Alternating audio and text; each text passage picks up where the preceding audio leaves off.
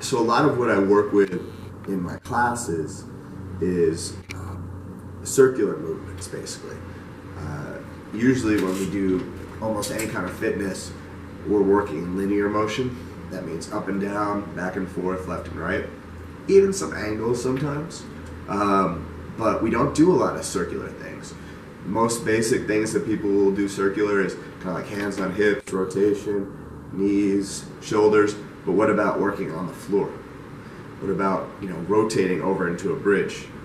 There's positions in yoga they call like flip dog, that people, are struggling mightily in.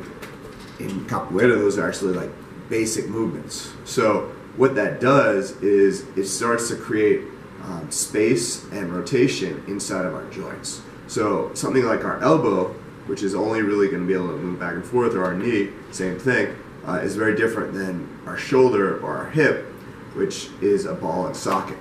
So because of our modern lifestyle, almost everything, and everybody, I feel like this is not a new information, but sometimes we don't analyze it enough, but almost everything we do is like in this position. So for me, chef, cooking, right? Computering, driving, walking, right? There's very little things that we start to do in circles.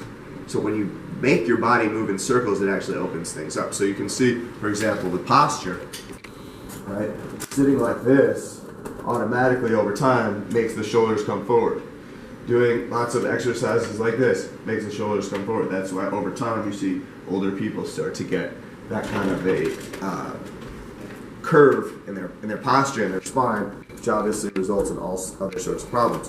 So if we start to work in rotation, it's actually going to create some elongation along muscles here that people think it's just from doing lots of bench pressing or lots of push-ups that our shoulders tight, especially for guys.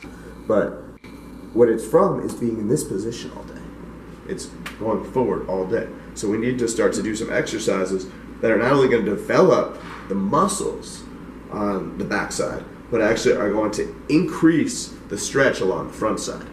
That's where most people are actually deficient. It's not in their muscular development, it's in their elasticity. And elasticity is not just the same as flexibility, it's actually the ability, flexibility is just being able to go to a certain range, right? To go to a certain point. Elasticity is how quickly you can go in and out of that range and with how much ease. So in a lot of my multi-dimensional movement classes, the concept is move different, right? So we're doing a lot of exercises that you're never doing. Okay, or you've never tried, and what's really cool about that is what happens is it actually connects on a cerebral level as well. That means it connects into the brain, where your brain when your body does something it's never done before, the brain is actually what grows.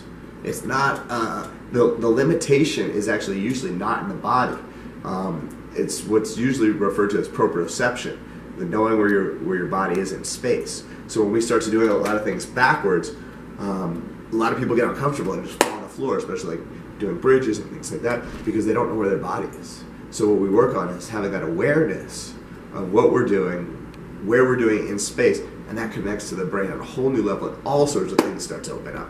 So these are just a few of the kind of insights I can provide about the type of training that we do, and hope to see you guys in class to learn some more.